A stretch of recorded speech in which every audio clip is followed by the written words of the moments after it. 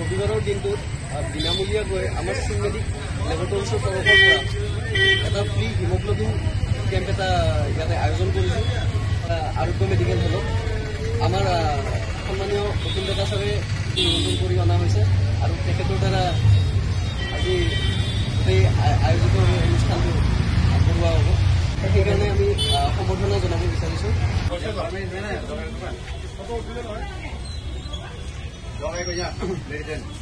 আৰু মই শৰ্মা লগৰে এপলো ডায়েগনষ্টিক ফ্ৰী চুগাৰ কেম্প এটা দিছিলোঁ। ইতিমধ্যে আমাৰ অতুল ডেকা ছাৰ আহিছে আৰু অতুল ডেকা ছাৰৰ এখন ফুলাম গামোচাৰে সম্বৰ্ধনা জনাব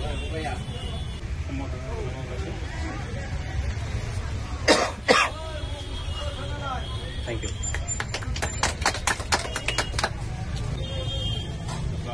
শ্ৰদ্ধাৰ মোৰ প্ৰিয় বন্ধু বান্ধৱীসকল আৰু উপস্থিত ৰাইজ আৰু এই ফাৰ্মাচীৰ স্বত্বাধিকাৰীকে ধৰি সন্মানীয় মোৰ জ্যেষ্ঠ বয়সস্থ লোক বন্ধুসকল, আজি আমি লখৰাত আৰোগ্য মেডিকেল হলত আমি এটা চুগাৰ মানে মধুমেহ যাক আমাক ডায়েবেটিছ বুলি কয় সি চেকআপ হ'ব, লগতে হিমোগ্লোবিনটো ফ্ৰীকে চেকআপ কৰা হ'ব। আমি প্ৰতি মাহত এনেকুৱা অনুষ্ঠান এটা ইয়াত অনুষ্ঠিত কৰোঁ আৰোগ্য ক্লিনিকত, আৰু এই মাহতো আজি দিনটো আমি থিৰাং কৰা হৈছিল। আপোনালোকে জানে যে ভাৰতবৰ্ষত বুলি নহয় গোটেই পৃথিৱীতে এতিয়া এই মধুমেহ বেমাৰটো অৰ্থাৎ ডায়েবেটিছ ৰোগটো এনেকৈ এটা সন্ত্ৰাসৰ সৃষ্টি কৰিছে যে আগতে মানুহৰ হৈছিলে কিন্তু খুব কম আছিলে। এতিয়া এনেকুৱা হৈছে যে প্ৰতিদিনে প্ৰতি ঘৰতে একোটাকে ডায়েবেটিছ ৰোগী আমি পাওঁ। আমি আমাৰ প্ৰেক্টিছ লাইফত আমি পাই আহিছোঁ, আৰু এতিয়া এইটো এনেকুৱা এটা সংক্ৰামক হৈছে যে এতিয়া ঘৰত প্ৰত্যেকতে অন্তত একোজনকে হ'লেও ডায়েবেটিছ ৰোগী পোৱা যায়। গতিকে এই ভয়াৱহটো কেনেকৈ ৰোধ কৰিব পাৰি তাৰ কাৰণে আমাৰ চিকিৎসকসকলে হেল্থ প্ৰভাইডাৰসকলে দিনে ৰাতি চিন্তা কৰি আছে, আৰু সেই মৰ্মে আজি ইয়াতে আমি সমবেত হৈছোঁ যে চুগাৰ কি বস্তু, আচলতে মধুমেহ কি বস্তু বা ডায়েবেটিছ কি বস্তু। কাৰ্বহাইড্ৰেট বা শৰ্কৰা বেছি পৰিমাণে বাঢ়ি যায় হিচাপতকৈ এতিয়া ডায়েবেটিছ হয়। এইবাৰতো সকলোৱে জানে, কিন্তু আগৰ মানুহৰ একো চুগাৰ হোৱা নাছিল যে তেওঁলোকে শাৰীৰিক পৰিশ্ৰম কৰিছিল, তেওঁলোকে ব্যায়াম কৰিছিল, প্ৰাণায়াম কৰিছিল, কিন্তু আজিকালি মানুহৰ লাইফষ্টাইলটো বদলি গৈছে। তেওঁলোকে যন্ত্ৰ মানৱৰ নিচিনা হৈছে। আমি তেওঁলোক বুলি নহয়, আমি যন্ত্ৰ মানৱৰ নিচিনা হৈছোঁ। ৰাতিপুৱা উঠিছোঁ, খাইছোঁ, অফিচত ওলাই গৈছোঁ, তাৰ পৰা আহিছোঁ, কিবা কিবি খাইছোঁ যদি খাইছোঁ, খনে যদি খনে, কোনো দায়িত্বৰ কোনো আমাৰ ৰেছপনচিবিলিটি নাই। আমি যে সুষম আহাৰ খাব লাগে, আমি যে কাৰ্বহাইড্ৰেট বস্তু বাদ দি পেলাই আমি লাইট খাদ্য খাব লাগে, এইবোৰ আমাৰ এতিয়া মনোযোগৰ বাহিৰত গৈছে। ডায়েবেটিছৰ পৰা কি ৰোগ হ'ব পাৰে, শৰীৰটো জঠৰি যাব পাৰে, মূৰ্ছা যাব পাৰে, এনেকৈ বহু ধৰণৰ বেমাৰ হয়।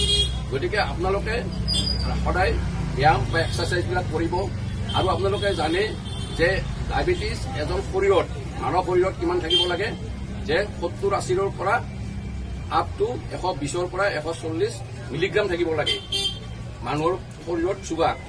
ঠিক সেইদৰে আপোনালোকে আজি হিমোগ্লোবিনৰ এটা ফ্ৰী টেষ্ট কৰা হ'ব।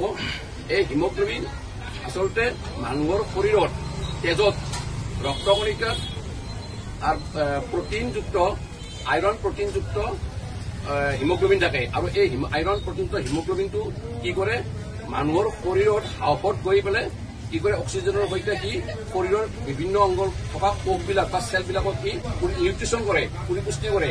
যদি ইয়াৰ পৰিমাণটো কমি যায় তেতিয়াহ'লে কি হয়, মানুহৰ ৰক্তহীনতা হয়, আৰু মানুহৰ ৰক্তহীনতা হোৱাৰ ফলত কি হয়, মূৰ ঘূৰাব পাৰে, কমাতো যাব পাৰে, মৃত্যুমুখতো পৰিব পাৰে। সেই গতিকে হিমোগ্লোবিনৰ পৰিমাণটো সঠিকভাৱে ৰাখিবৰ কাৰণে আমি কিছুমান মাইক্ৰ'নিউট্ৰিয়েণ্টছ বস্তু খাব লাগে, আইৰণ জাতীয় বস্তু খাব লাগে। আৰু এই হিমোগ্লোবিনটো মানুহৰ শৰীৰত থাকিব লাগে কিমান, পুৰুষত থাকিব লাগে 16 পৰা 18 গ্ৰাম ডেচিলিটাৰ, আৰু ফিমেলত থাকিব লাগে 14 পৰা 16 ডেচিলিটাৰ পাৰ গ্ৰাম। গতিকে আজি আমি ইয়াতে পৰীক্ষাটো কৰিম, তাৰ কিমান কি আছে তেনেকুৱা নাই, আৰু সেইমতে আমি তেওঁলোকক এটা এডভাইচ দিম। আজিৰ হেল্থ কেম্পটোৰ উদ্দেশ্য এইটোৱে আছিল। অলপ পিছতে আমাৰ হেল্থ কেম্পটো আমি উদ্বোধন কৰিম। হেল্থ কেম্পটো আমি ষ্টাৰ্ট কৰিব পৰা হৈছোঁ। ধন্যবাদ।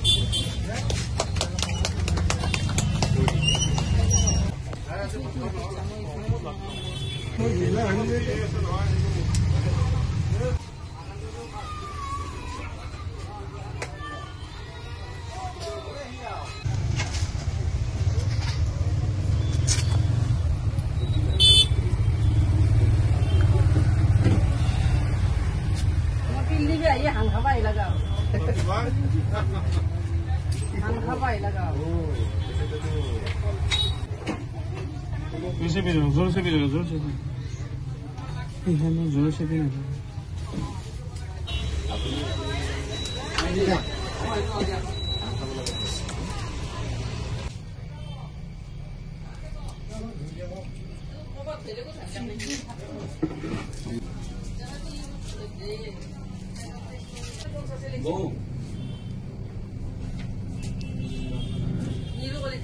itu salahnya di mana? Oh, salah mana kita salah nomor 3.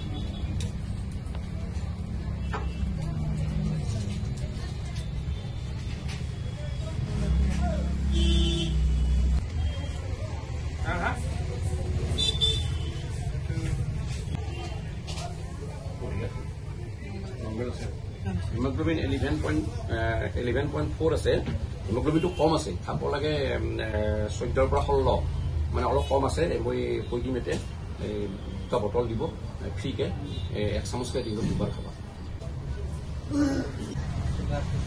হিমোগ্লোবিনটো চাই দিম হা হ'ব বাকি আৰু বেলেগ মেডিচিন নালাগে খোৱাটো অলপ হিমোগ্লোবিন জাতীয় বস্তু খাবা গাজৰ চাজৰ এইবিলাক খাবা খোৱাটো এক্সাৰচাইজ কৰিবা হা দিনটো কমছি বহুত কমছি কিজানি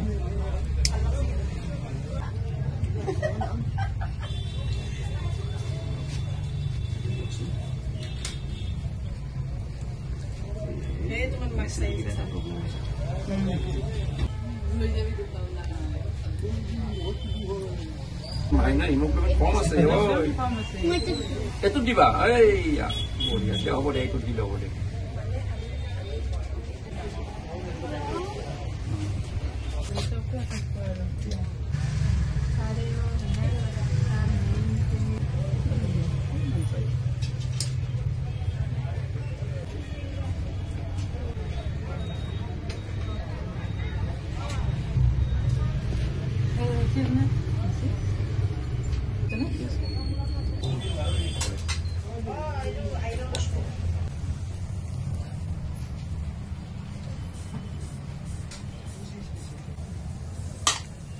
প্ৰেছাৰ টেবলেট খা নেকি প্ৰেছাৰ ঠিকে আছে প্ৰেছাৰৰ গণ্ডগোল নাই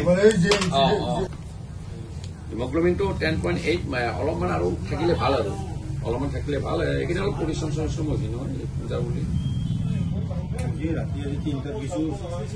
বটল এটাত এনেকুৱা বটল এটাত এক বটলত 4-5 চামুচমান দি পেলাই তাতে আউট থৈ দিবি কাম কৰি আছা লগতে মাজতে খাই আছা হা ইলেক্ট্ৰল পাউডাৰ এটা লৈ যাবি বেছি দাম নাই এইটো হ'ব বিপি নৰ্মেলি আছে চিন্তা নাই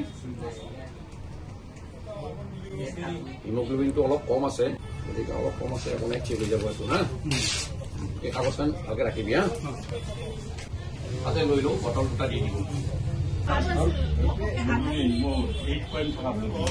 কাগজখন আছে নেকি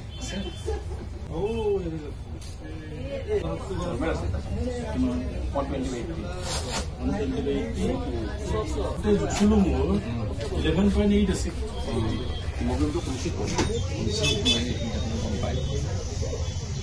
কমছি হিমোগ্লোবিনটো বহুত কমছি হিমোগ্লোবিনটো কমাটো হ'ল কি বেমাৰৰ এটা লক্ষণেই হিমোগ্লোবিন বুলি এটা ই নহয় হিমোগ্লোবিন কমা মানে এনিমিয়াটো কাৰ পৰা হয় যেতিয়া কিবা এটা ৰোগ হৈছে সেই ৰোগৰ এটা লক্ষণে এটা অৱস্থাহে যদি ডায়েবেটিছটো ঠিক থাকে তেতিয়াহ'লে তো হিমোগ্লোবিনটো ঠিক থাকিব এনেকে এক্সেচিভ যদি মাহেকীয়া ব্লিডিং হয় তেতিয়াও হিমোগ্লোবিন কমি যায় বেছিকে কাটিলেও হিমোগ্লোবিন কমি যায় তাৰপৰা হিমোগ্লোবিনটো কাটাটো কিবা এটা বেমাৰৰ লক্ষণ গতিকে হিমোগ্লোবিনটো তোৰ কমি গৈছে মানে ডায়েবেটিছটো তোৰ আছে নিশ্চয় ডায়েবেটিছটো কণ্ট্ৰল কৰিব লাগিব গতিকে ডায়েবেটিছটো আজি পৰীক্ষা কৰিব দেই মোক ৰিপৰ্টটো দেখাবি হা মই এতিয়া নোট কৰি দিওঁ আৰু নেক্সট মাহত আৰু এনেকে চাম হা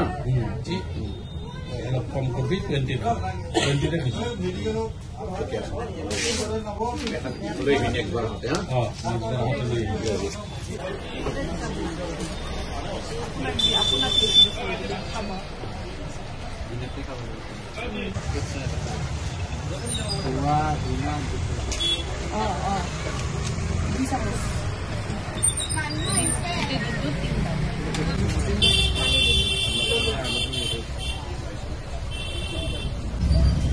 বস্তুটো মিলাই খাব গোটেই দিন